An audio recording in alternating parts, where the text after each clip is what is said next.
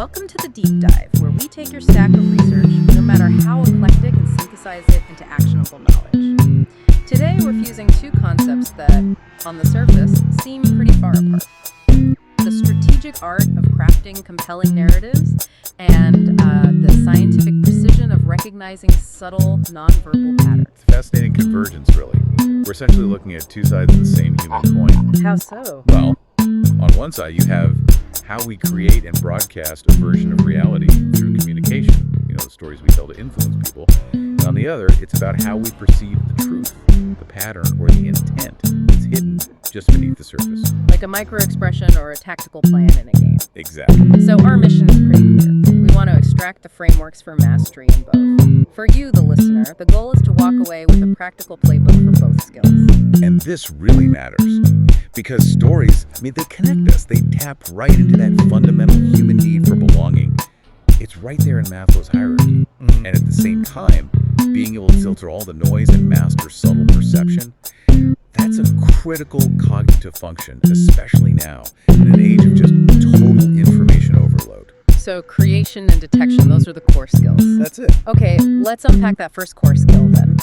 Storytelling. Your sources really stress the enduring power of narrative, especially in business. They do.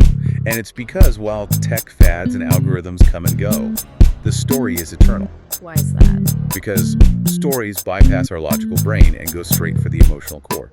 Statistics, they can lend authority to a claim, which is fine, but they don't actually move people to action. A story creates an immediate connection. An emotional connection, yeah. It appeals directly to our senses and humanizes a brand, turning it from just a logo into, a trusted voice. So if that emotional link is the core, then the first sentence, the opening hook, that's the ignition. It's everything. You have to get them right away because the reader isn't committed yet. Not at all. Right.